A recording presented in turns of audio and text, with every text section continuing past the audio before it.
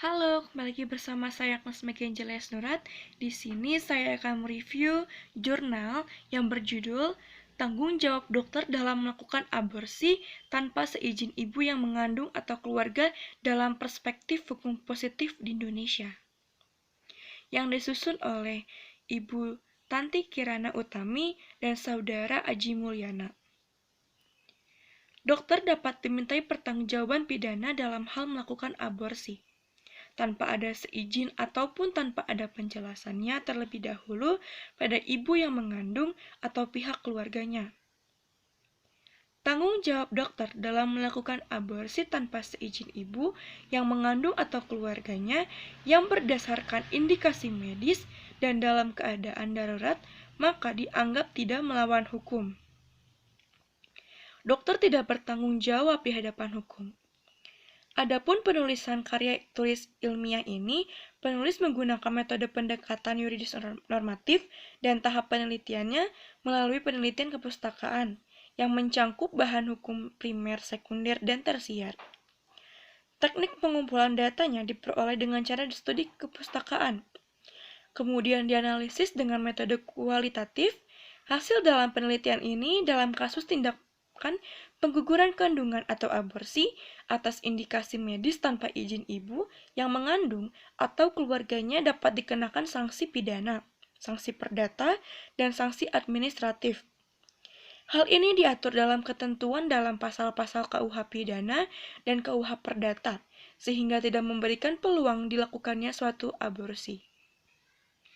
Berdasarkan Undang-Undang Kesehatan Republik Indonesia Nomor 36 Tahun 2009, Pasal 75 bahwa setiap orang dilarang melakukan aborsi dapat dikecualikan berdasarkan indikasi kedaruratan medis yang dideteksi sejak usia dini kehamilan, dan urut aturan ini diperkuat dengan Pasal 77 yang berisi pemerintah wajib melindungi dan mencegah perempuan dari aborsi sebagaimana dimaksud dalam Pasal 75 mengenai tindakan aborsi yang tidak bermutu, tidak aman, dan tidak bertanggung jawab, serta bertentangan dengan norma agama dan ketentuan peraturan perundang-undangan. Walaupun ada perbedaan antara KUH pidana dengan Undang-Undang Kesehatan Nomor 36 Tahun 2009 tentang aborsi, tetapi dalam Undang-Undang Kesehatan Nomor 36 Tahun 2009 tentang medis diperbolehkan untuk melakukan aborsi legal pada perempuan hamil karena alasan medis dengan persetujuan perempuan yang bersangkutan, disertai suami dan keluarganya. Berdasarkan Kamus Hukum, aborsi adalah penghentian atau penggagalan kehamilan atau pengguguran anak dalam kandungan dengan menggunakan cara yang melawan hukum. Sedangkan abortus adalah gugurnya anak yang ada di dalam kandungan karena kelahirannya sebelum waktunya tanpa adanya unsur kesengajaan di dalam prosesnya. Ensiklopedia Indonesia memberikan penjelasan bahwa abortus diartikan sebagai pengakhiran kehamilan sebelum masa gestasi 28 minggu atau sebelum janin mencapai berat 1000 gram. Sedangkan aborsi atau abortus secara buatan dapat juga disebutkan terminasi kehamilan yang punya dua macam, yakni bersifat legal dan bersifat legal. Adapun istilah-istilah secara klinis yaitu yang pertama abortus imminens atau keguguran mengancam, yang kedua ada abortus incipiens, keguguran berlangsung, ada juga abortus incompletus, keguguran tidak lengkap. Lalu ada juga abortus completus, keguguran lengkap. Yang keempat adalah missed abortion, keguguran tertunda, dan abortus habitualis atau keguguran berulang-ulang. Istilah aborsi dalam hukum pidana di Indonesia dikenal dengan tindak pidana pengguguran kandungan, dan secara umum pengaturan mengenai aborsi tersebut terdapat dalam pasal 299, 346, 347, 348, dan 349 KUH pidana.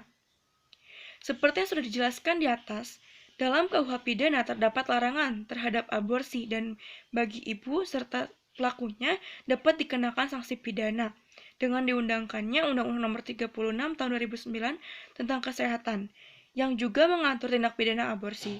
Maka pasal-pasal tentang aborsi dalam KUH pidana ini masih berlaku. Penjelasan tentang tindakan kedokteran harus diberikan langsung kepada pasien dan atau keluarga terdekat, baik diminta maupun tidak diminta. Dalam hal ini, apabila pasien adalah anak atau orang tidak sadar, maka dokter atau ahli medis yang memeriksa dan menangani si pasien wajib memberikan penjelasan kepada keluarganya atau yang mengantar.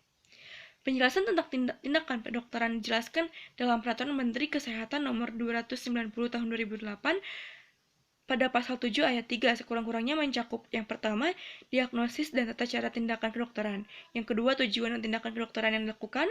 Yang ketiga, alternatif tindakan lain dan resikonya. Yang keempat, risiko dan komplikasi yang mungkin terjadi. Kelima adalah prognosis terhadap tindakan yang dilakukan. Yang keenam adalah perkiraan pembiayaan.